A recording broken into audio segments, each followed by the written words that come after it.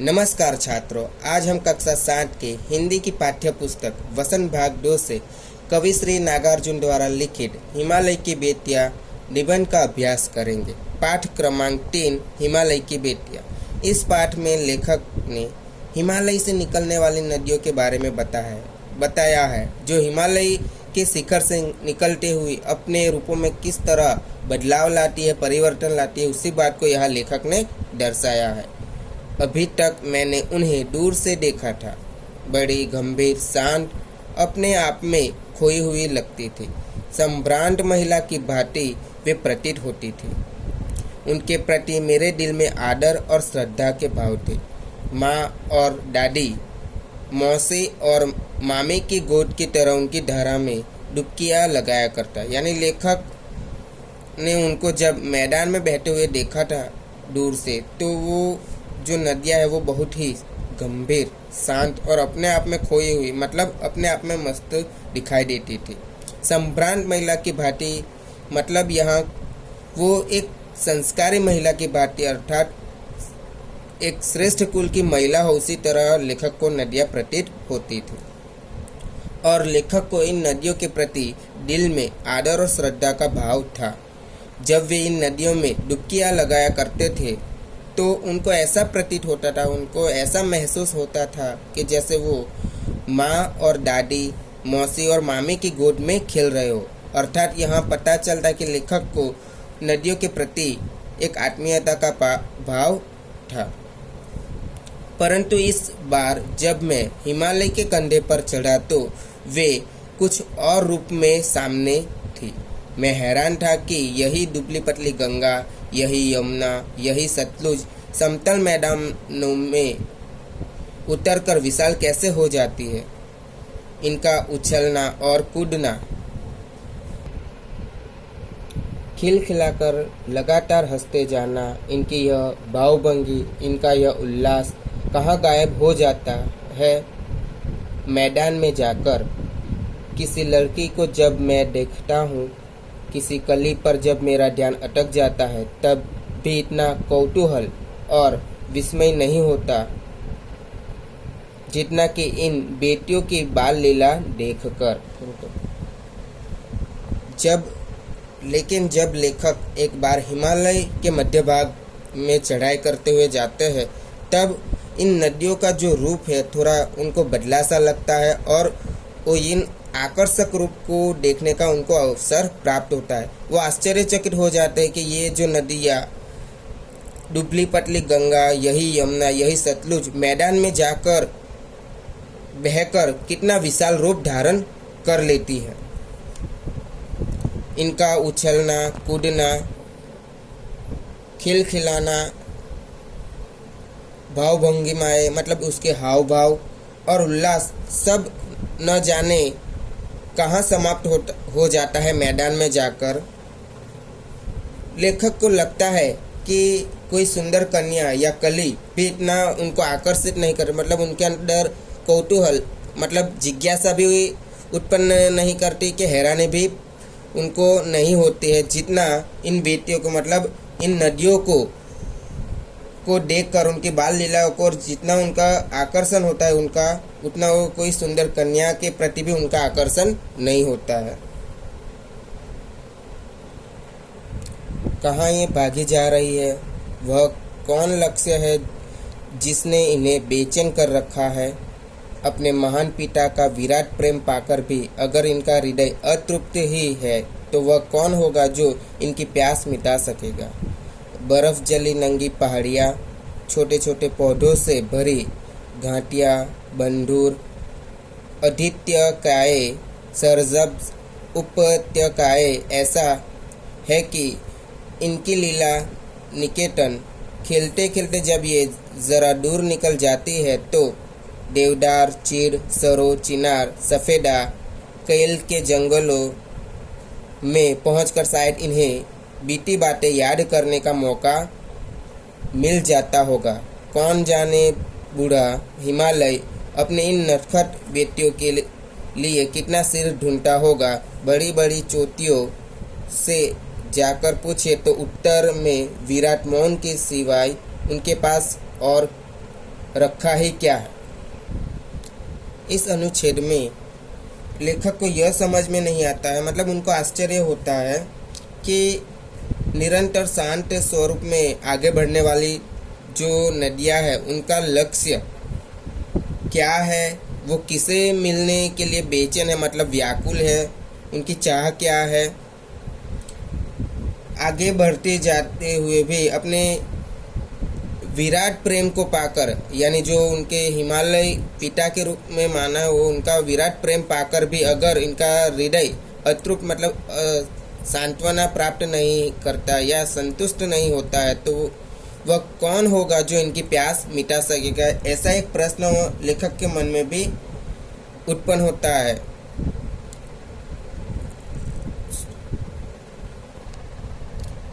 ये नदियाँ हिमालय जैसे विराट पिता के प्रेम को छोड़कर किसके प्रेम को वो पाना चाहती है। यहाँ लेखक एक बात और जोड़ते हैं कि जैसे एक बेटी ससुराल जाने के समय मायके की हर चीज़ से प्रेम करती और खुशी खुशी से सब कुछ छोड़कर जाती, उसी प्रकार ये हिमालय की बेटी यानी ये जो हिमालय से बहने वाली जो नदियाँ है वो बर्फ से ढकी हुई पहाड़ियाँ, पौधों से भरपूर घाटियाँ, गहरी गुफाएं, हरी भरी घाटियों सब कुछ छोड़कर समुद्र की ओर आगे बढ़ती जाती है।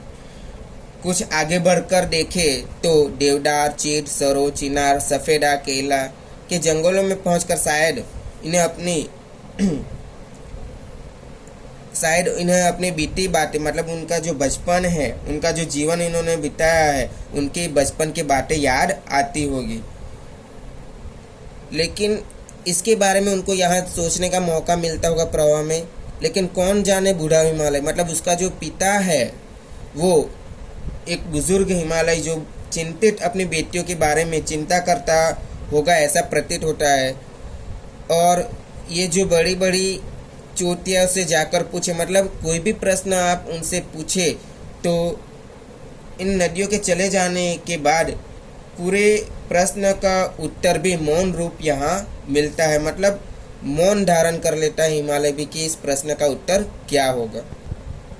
सिंधु और ब्रह्मपुत्र ये दो ऐसे नाम हैं जिनकी सुनते ही रावी, सतलुज, व्यास, चनाब, झेलम, काबुल, कुबा, कपिसा, गंगा, यमुना, सरयू, गंडक, कोसी आदि हिमालय की छोटी बड़ी सभी बेटियां आंखों के सामने नाचने लगती है। वास्तव में सिंधु और ब्रह्मपुत्र स्वयं कुछ नहीं है। दयालु हिमालय के पिघले हुए दिल की एक एक बूंद न जाने कब से इकट्ठा होकर इन दो महानदों के रूप में समुद्र की ओर प्रवाहित हो रही है। कितना सौभाग्यशाली है वह समुद्र जिसे पर्वतराज हिमालय की इन दो बेटियों का हाथ पकड़ने का श्रेय मिला। लेखक जब हिमालय की बेटियां यानी हिमालय में से बहने वाली नदियों की बात करते हैं, उसमें दो नाम सिंधु और ब्रह्मपुत्र ये ऐसे दो नाम हैं जिनका नाम सुनते ही लेखक को हिमालय में से दूसरी जो छोटी छोटी नदियां बहती हैं उनके नाम याद आते हैं, जैसे कि रावी, सतलुज, व्यास, चनाब, झेलम, काबुल, कुबा, कपिसा, गंगा, यमुना, सरयू, गंडक, कोसी आदि। लेकिन जब सिंधु और ब्रह्मपुत्र की बात करें तो यहाँ वास्तव में उनका कोई स्वयं का अस्तित्व नहीं है। वो जो सिंधु और ब्रह्मपुत्र नदियाँ है वो हिमालय की दिल से पिघलने वाली, मतलब बर्फ से पिघलने वाली एक एक बूंद से इकट्ठा होकर ये दो महान नदियों के रूप में समुद्र की ओर प्रवाहित होती है। मतलब इन दो नदियों को पुल्लिंग के रूप में भी दर्शाया गया है और दूसरी जो नदियाँ हैं उनकी भी जो तस्वीर है वो लेखक के सामने दिखाई देती है। और साथ में लेखक यह भी सोचते हैं कि कितना सौभाग्यशाली है वह समुद्र, मतलब ये जो दो नदियाँ है सिंधु और ब्रह्मपुत्र जो प्रवाहित होती हुई समुद्र की ओर बहती है, वो समुद्र कितना सौभाग्यशाली है जो पर्वतराज अर्थात हिमालय की इन दो बेटियों के हाथ को पकड़ने का श्रेय, मतलब एक अवसर मिला। जिन्होंने मैदानों में ही इन नदियों को देखा होगा उनके ख्याल में शायद ही यह बात आ सके कि बूढ़े हिमालय की गोद में बच्चियां बनकर ये कैसे खेला करती है। माँ बाप की गोद में नंग धड़ंग होकर खेलने वाली इन बालिकाओं का रूप पहाड़ी आदमियों के लिए आकर्षक भले न हो, लेकिन मुझे तो ऐसा लुभावना प्रतीत हुआ वह रूप कि हिमालय को ससुर और समुद्र को उसका दामाद कहने में कुछ भी झिझक नहीं होती। यानी जिन्होंने मैदानों में इन नदियों को देखा होगा, यानी मैदान में ये नदियाँ बहकर आती है और अपना विशाल रूप धारण करती है, वहाँ के लोगों ने इन नदियों को देखा होगा तो उनको शायद ही अपने विचारों में आता होगा कि यह बूढ़े हिमालय की गोद से बच्चियाँ बनकर, मतलब ये जो विशाल रूप है वो हिमालय की गोद में मध्य में एक छोटी बच्ची का रूप बनकर कैसे खेला करती होगी कि जैसे माँ बाप की गोद में छोटी बच्चियाँ नंग ढरंग खेलते हुए उनको कोई लज्जा या शर्म नहीं होती, उसी तरह ये पहाड़ी आदमियों के लिए ये आकर्षक उनका ये रूप भले ही न अच्छा लगे, लेकिन लेखक को यह बहुत ही लुभावना और मन को भाने वाला रूप लगता है। और साथ में यह भी सोचते हैं कि हिमालय को ससुर और समुद्र को दामाद कहने में उनको कोई भी झिझक नहीं है, कोई भी शर्म नहीं होती है। कालिदास के विरही यक्ष ने अपने मेघदूत से कहा था, वेत्रवती बेतवा नदी को प्रेम का प्रतिदान देते जाना, तुम्हारी वह प्रेयसी तुम्हें पाकर अवश्य ही प्रसन्न होगी।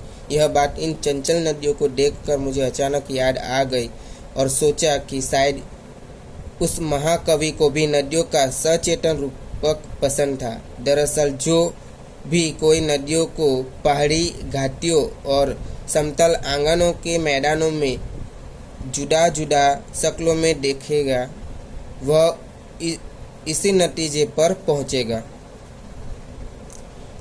नदियों को देखकर लेखक को याद आता है कि एक बार कवि श्री कालिदास भी अपने विरह यक्ष अर्थात अपने विरह यक्ष ने अपने मेघदूत से कहा, मतलब जो यक्ष है अपने प्रेयसी को जो संदेशा भेजना चाहता था मेघदूत को दूत के रूप में भेजकर, तब वो मेघदूत से भी कहता है कि वेत्रवती जो बेतवा नदी है उसे अपने प्रेम का प्रतिदान देते जाना, यानी अपने प्रेम का संदेश अवश्य देना, और वह तुम्हारी जो प्रेयसी प्रेमिका तुम्हें पाकर अवश्य ही प्रसन्न होगी, मतलब खुश होगी।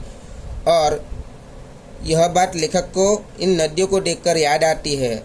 और लेखक यह भी मानते हैं कि जो महाकवि हो गए उनको भी नदियों का सचेतन मतलब जीवंत और सजीव रूप ही पसंद था। और दरअसल जो कोई भी नदियों को पहाड़ी घाटियों और समतल आंगनों के मैदानों में जुदा जुदा शक्लों में मतलब अलग अलग रूप में जो देखता है वो यही नतीजे पर मतलब यही परिणाम पर पहुंचता है। काका कालेलकर ने नदियों को लोक माता कहा है, किंतु माता बनने से पहले यदि हम इन्हें बेटियों के रूप में देख ले तो क्या हर्ज है। और थोड़ा आगे चलिए, इन्हीं में अगर हम प्रेयसी की भावना करें तो कैसे रहेगा। ममता का एक और भी धागा है जिसे हम इनके साथ जोड़ सकते हैं। बहन का स्थान कितने कवियों ने इन नदियों को दिया है। एक दिन मेरी भी ऐसी भावना हुई थी। थोलिंग तिब्बत की बात है, मन उचट गया था, तबीयत ढीली थी। सतलज के किनारे जाकर बैठ गया। दोपहर का समय था। पैर लटका दिए पानी में। थोड़ी ही देर में उस प्रगतिशील जल ने असर डाला। तन और मन ताज़ा हो गया तो लगा मैं गुनगुनाने, जय हो सतलज बहन तुम्हारी, लीला अचरज बहन तुम्हारी, हुआ मुदित मन हटा खुमारी, जाऊँ मैं तुम पर बलिहारी। तुम बेटी यह बाप हिमालय, चिंतित पर चुपचाप हिमालय, प्रकृति नटी के चित्रित पट पर अनुपम अद्भुत छाप हिमालय, जय हो सतलज बहन तुम्हारी, जय हो सतलज बहन तुम। काका कालेलकर ने नदियों को लोक माता कहा है क्योंकि जो नदियाँ है वो सर्व कल्याण का कार्य करती है। वो किसी से कभी कुछ मांगती नहीं, लेकिन अपने जल को प्रवाहित करके लोगों का कल्याण ही करती है। लेकिन यहाँ लेखक सोचते हैं और कई कवि भी सोचते हैं, कई लेखक भी सोचते हैं कि माता बनने से पहले यदि हम इन्हें बेटियों के रूप में मतलब एक बेटी के रूप में देख ले तो क्या हर्ज है, कोई हर्ज कोई हर्ज की करने की बात नहीं है। थोड़ा आगे और चलिए, इस लेखक और आगे की सोच रहे कि हम इन्हें अगर प्रेयसी की भावना करें, मतलब एक प्रेमिका की भावना करें तो कैसा रहेगा। ममता का एक और धागा, मतलब वात्सल्य की एक और डोर इसके साथ जोड़ सकते हैं कि बहन का स्थान कितने कवियों ने इन नदियों को दिया है। मतलब लेखक ने इन नदियों के लिए बेटियों का शब्द प्रयोग किया है, प्रेयसी का शब्द प्रयोग किया और बहन का भी शब्द प्रयोग किया, और कई कवियों ने इन नदियों को बहन भी कहा है। जब लेखक